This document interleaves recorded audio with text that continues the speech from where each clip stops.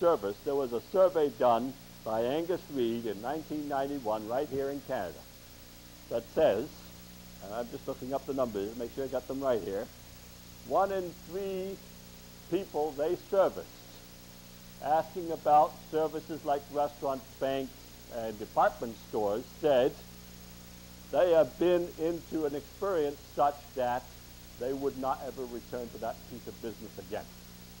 1 in 3. I know, I've been there. I've been there. Wasn't so long ago, 6 months or so ago, and I'm going to name the store, and I hope that nobody here works for this particular chain of stores, Shoppers Drug Mart. Been going to Shoppers Drug Mart for a long time. I go into a store, my wife gets little bottles of whale oil or blubber or whatever it is, a little jar that costs you $90 a jar. She's smart enough, she doesn't go herself. She knows she'll have to dip into her pocket and spend the $90. She gives it to me and says, go and get a refill here. And then I go in and I've got $90 and I have to pay for it, and I never get that money back, I can tell you that. But I go into this store, she says, go into Shoppers Drug Mart, you can get this stuff. So I go in, and there's a lady behind the counter with her back to me, and she's standing there, counting, daydreaming, doing something. I'm pretty sure she heard me coming, but just in case she didn't, excuse me, miss. What do you want? Well, I'd like to get a little refill. We don't have any. Well, you're likely to get something. Who knows? Who knows what we're doing here? No, sorry, I don't have this, sir. Can I call another store? Can I help you out? What can I do for you? Can I give you a smile at least? Can I give you the time of day for your $90? Nothing. I walk out of the store, and I have never been to that store since. I'm one of those 1 in 3. We will not return to that piece of business again because I am a dissatisfied customer.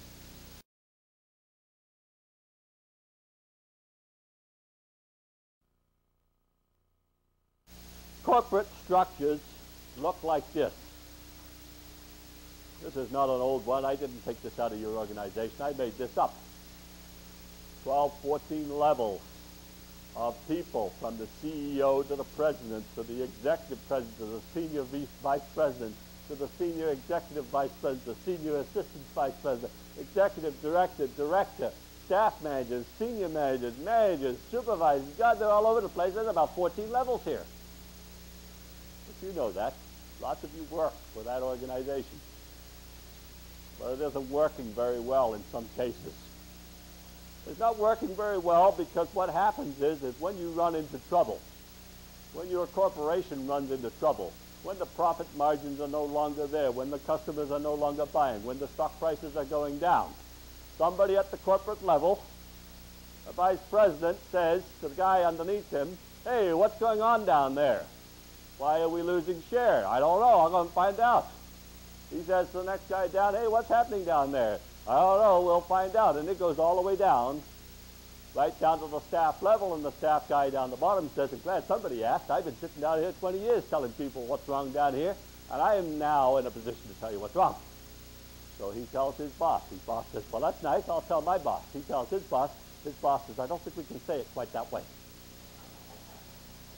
You got a 20-page report there. I think we better water it down to 3 or 4 pages. And he hands it to his boss. His boss says, well, there's 3 or 4 pages there. I think at least 2 of those should be pictures because after all, it's going to go up to the senior executive. And it goes up to the next level. He says, we're going to have to summarize this in 1 page or less because the boss doesn't read very well. And eventually it gets up to the senior manager who gets a blank sheet of paper and says, I still don't understand what the hell's going on here.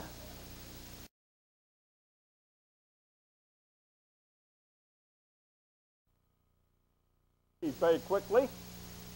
Employees are different from what they used to be 30 years ago. You know, 30 years ago, 40 years ago, high school graduates and non-graduates alike, by the thousands, by the tens of thousands in North America, used to quit school and go to work on the assembly line and making damn good money doing it.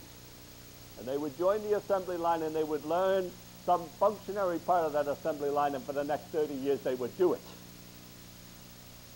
But in case you hadn't read the papers lately, there are no such jobs in North America being created anymore. Those same kids who want to quit school to go and get a nice job finish up saying, that'll be $2.98, and would you like a large fries with that?